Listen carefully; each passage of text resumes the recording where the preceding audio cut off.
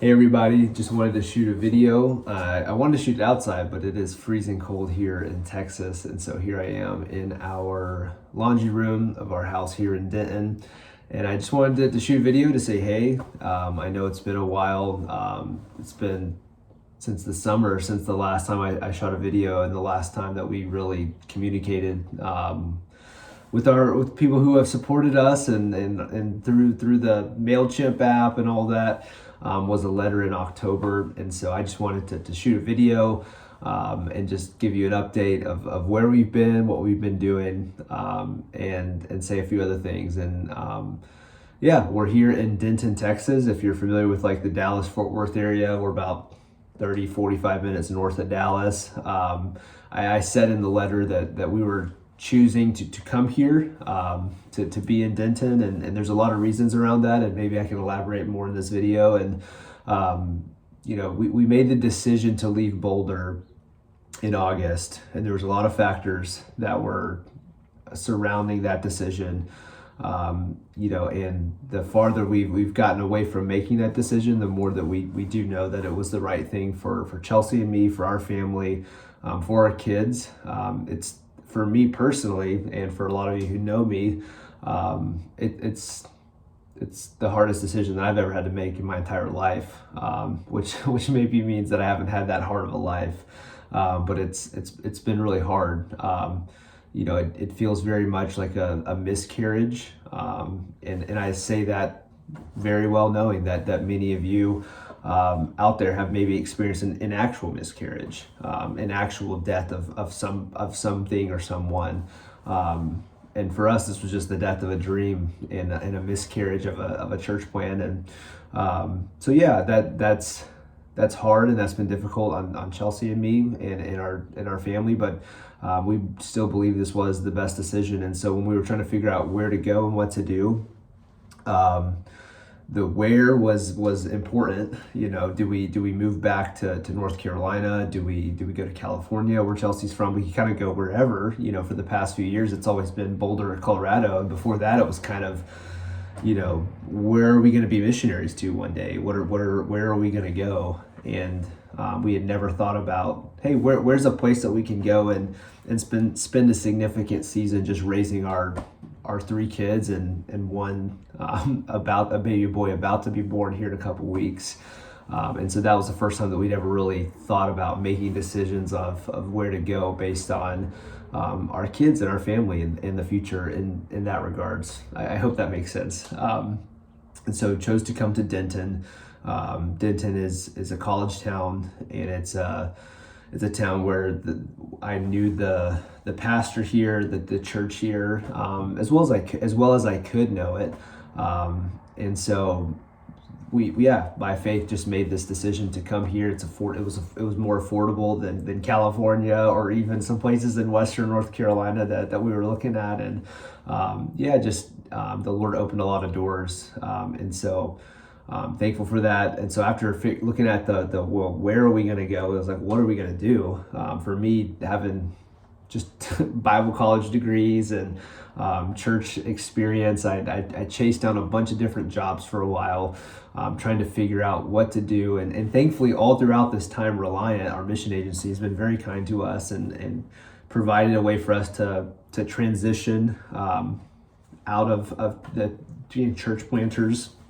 And even now, I'm still working with Reliant as a, I forget what my title is, but like strategy and health consultant. And so helping people fundraise and helping just talk to people and help coach and mentor missionaries and church planters, which is fulfilling and fun, but it's still support based. And so I was looking for a job of what can I do that's not support based anymore, but that has benefits, that has all those things. And so it was really hard. I didn't realize how hard it would be, if you don't have a MBA or something to get a job that's going to provide for your family. And so, or without knowing somebody. I think that's been one of the biggest things that I've learned. It's like you either got to know somebody or just have a bunch of, certifications and degrees. And so spent a couple months really searching that down and kind of narrowed it down to like, well, I know that I have a lot of friends in the first responder world, and I looked at being a fireman, and then learned that for most fire departments that are hiring, that you have to send yourself to the academy, and then go and apply. And so then I looked into law enforcement, and they have many friends in law enforcement, many friends in North Carolina. Some of my oldest friends growing up do that job, and so I've been around it. And they send you to the academy and they pay you. And so I started chasing that down a little bit, and learned that a 4-year degree is all you need. And I don't have to have a master of this or a master of that or have all this experience in this or that. They're just wanting people who are willing and who can pass background checks and all of that. And so I've been very grateful. I'm in the final hiring process stage with the Plano Police Department. Plano is about 45 minutes southeast of Denton. So it's a very large suburb of Dallas. And so it's been a long process. And so I feel like the Lord has just shown a lot of favor there and kept the door open for me to get a job that's going to be stable, that's going to provide, and for this season of our life. And thankful for that. And I do want to say this. I want to say thank you to all of you who have been praying for us, for the people who have, and I'll circle back around to more updates, but while I'm thinking about it, just so many of you who, reached out and told us that you were praying for us, and specifically for me. I mean, this has been, I don't want to use the word humiliating lightly, but it is humbling. Like it's to say that you are changing directions and walking away from something. Like everything that's in me is like, fight to the end, fight till the very last breath. But with the wisdom and counsel and direction that we got, it's like, that's, I don't want to lose my family while fighting to the death for a church plant. And so I wasn't met with shame or any of that by so many of you. It was just, we care about you and Chelsea, and we care about your kiddos, and we care about your family. And so that's been really encouraging, and just the people that have continued to support us and help us during this season, feed our family, and have a home and all of that. And so I do want to say thank you for that. And it means so much to us, and we would I honestly just don't know what we would be doing if it wasn't for you guys out there.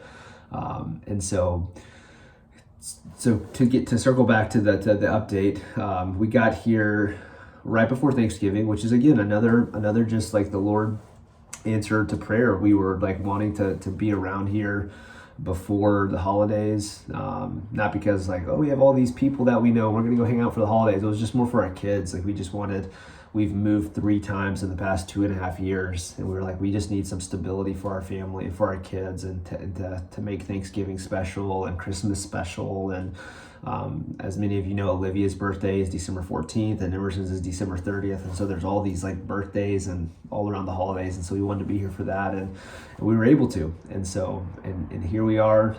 And I've been, like I said, working with Reliant, also working behind the scenes, trying to get a job with this police department, as well as just the realities of moving to a new town, and getting all the doing everything that I did for Boulder now in Denton, of having to get all that minutia figured out. And so the big thing right now, and I'll wrap this up because I know it's been almost 10 minutes, and I appreciate you guys watching and listening. And I don't know, you may be disappointed in the Sharps or disappointed in me, and I hope that's not the case, but if it is, just don't tell me, So that's what I've been telling people. I'm like, if people are upset at me, I don't know, they haven't told me, and which is, let's just keep it that way.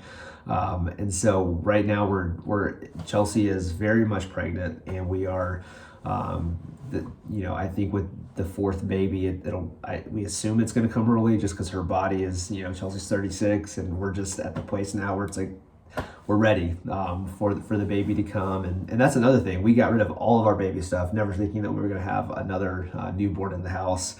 And so we've been having to to go, and thankfully there's secondhand stores and all of that, and so we've been going down that whole path again of getting everything together for baby number 4, the baby boy to come. We don't have a name that's set in stone yet, but he'll be here. His due date is February 23rd, but we're assuming it could be any time really in February leading up to that. And so be praying for that, be praying for Chelsea, and just that the Lord would continue to provide for us. All I've ever known is, I wrote this in the letter, all I've ever known is ministry. And so stepping into a new sphere and a new arena that I don't know anything about has been just put me in a place of being unsettled, of like, okay, Lord, I know all these things, I believe all these things, I've preached all these things for years. And now I'm having to like really experience it and really trust you and really walk by faith. You know, I told someone the other day, and thankfully the area that we're in Denton, it's this neighborhood called Idiot's Hill, and the kids' school is right around the corner, and that's a big thing for us. Like in Boulder, we were spending 8 hours a week just driving kids to school. Like Emerson and Olivia were at like a homeschool hybrid situation that was 30 minutes one way. North Cora was at like at another school 30 minutes south. And so it was like all this driving all week long. And now all 3 of our kids, we walk a block around the corner to the elementary school, and it's just such a blessing. The cross guard there goes to church with us. She lives a couple houses down. They have 5 kids, and it's just been a blessing. All these little things that we were missing, that we just desperately needed, like community and people to like help us and be there for us, and like, hey, can you come watch all those things. Has been there for us. And so just thankful for Idiot's Hill and for the neighborhood that God has placed us in. And what I was saying a second ago, I was talking to somebody, to my neighbor. We went for a run the other morning, and I was just like, as a pastor, I preached all these things and I talked about all these things, but I feel like stepping out of ministry, not knowing if the Lord ever will open the door again. Like I still feel called to pastor and preach, and those are things that I love to do. And we'll see if the Lord opens that door again one day. But I feel like this season has been a test of my faith of like, do I actually believe all the things that I said?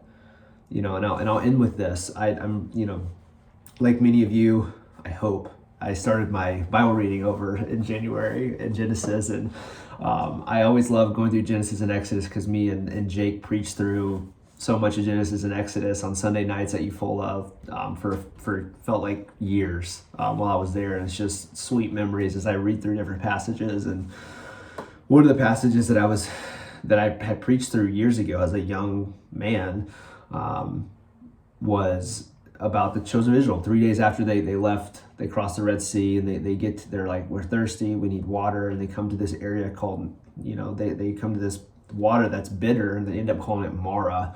And then, they complain to Moses. Moses goes to God, and God ends up giving them a solution. Toss this stick into the water, and it'll be drinkable. And then he leads them on from Mara to Elim, or however you say that word, and it's like 7 palm trees, 70 date trees, and it's just this paradise. And I preached that before, like, God often wants to lead us through bitter situations, and because in the text he says, I brought you here to test you and to reveal a new part of me to you. And as you know, like, God hadn't really revealed himself. He hadn't revealed his real name, Yahweh, I am that I am. To Abraham, Isaac, Jacob, he reveals himself to that way at the burning bush with Moses. But here to these people, he says, I want to reveal to you another aspect of me, Yahweh Rapha, or Yahweh Rapha. It's the Lord who heals. And I preached that before as a 23, 24-year-old, that God wants to lead us to bitter water so that we can experience his healing, and that he's going to lead us on to something, whatever's next. And this is the first time in my life where I think I've actually experienced that. And again, I said this in the beginning, and I'll say it again now. Maybe I just haven't had that hard of a life, but the Lord has really led us to some bitter waters to drink from. And I don't know I don't want to speak for God. I know that God is for God and for his glory and for our good. But I know that he's led us to some really bitter waters to drink from. And my hope is that, okay, Lord, like, well, then prove it. Prove that you are the God who heals. Heal our broken hearts when it comes to the church plant. Heal just the disenchantment maybe that we have a little bit with church and ministry and all that's happened to lead us to this point. But yeah, heal our marriage, heal our family, and heal so many aspects of things. But do it through the bitter waters. And again, I preached that and I had that head knowledge, but not up until the past few months had I really experienced it. And so, yeah, I wanted to share that with you because it's been on my heart. I've been thinking about it because it was always a sweet passage. And I'm like, man, I'm reading scripture with a different lens now of having experienced some things. And so anyways, I'll conclude. I gotta wrap it up. Pray for Chelsea, for the pregnancy and for baby boy, that there would be no complications and everything would go well there. And I hope it's okay. I'll attach we put together what do they call it? A baby registry. We know we're new here. It wasn't like all the years at Eufola where we had all these people that were there to throw us a baby shower and to do all these different things for us. This is our fourth kid and we're in a new place, a new community. And so I do want to I know that many of you, I had a couple people text me like, hey, do you all have a baby registry? Do you have that? And so I want to put that link in there somewhere in the letter that this video will be in, just so that you can look through it and see if there's any way that you want to continue to bless us, and pray for that God will provide all of that stuff. But then pray for me, that the Lord would keep the door open and would continue to provide. I want to get off of support and to be not to be fundraised anymore, but to just have a job where I can work and provide and have good benefits for our family. And it seems like of all the different things that I've chased down, and me, I would tell you all those different rabbit holes that I chased down, but for sake of time I won't. But God has kind of funneled and narrowed it down to law enforcement again for I don't know how long, but for right now. And so pray that God would just do that. That's going to be different. It's going to be a change for our family. It's going to be a shift for our family. If everything continues to go well, I should start in the academy in February, and that runs till the end of August. And there's a mini academy that you go to next fall, and then there is field training, and then all that different stuff that you have to go through. And so just pray for our family. Our whole world has kind of been turned up. We were running hard for a decade with a certain trajectory in mind, and to have that all change and shift on a dime really is disorienting. And so pray for that. Pray for Chelsea and I, for our hearts, that the Lord would meet us where we need to be met, but ultimately that he'd heal, that he would, although he's led us to some bitter waters to drink, that he would heal, that he would reveal himself to us in intimate ways individually, but also collectively as a couple and as a family. That, hey, I led you there to test you, yeah, but I led you there because I want to show you something about me. I want to show you something about you, and ultimately I want to conform you to be more like my son. And so I'll conclude with that, and I want to say thank you. We love you. I don't know if I'll make more videos in the future. Maybe I will. I don't know what I'll do. I don't know. I know there's so much of me that wants to read and write and put content out there, because I still have that in me to teach and to communicate, especially to so many of you who are friends and family and who have been following along on our journey from the beginning. I don't know if time will allow that once I start working and all that. And so just be praying for us. I know that you are, but yeah, I want to say thank you. Chelsea, she's in the other room resting right over there. Our kids are all at school. And so this was a moment of silence that I had to shoot this video and just say I love you. And there's not a day that goes by that we don't think about you. It's been a season. It's been a journey. But yeah, we love you. Talk to you later. Bye.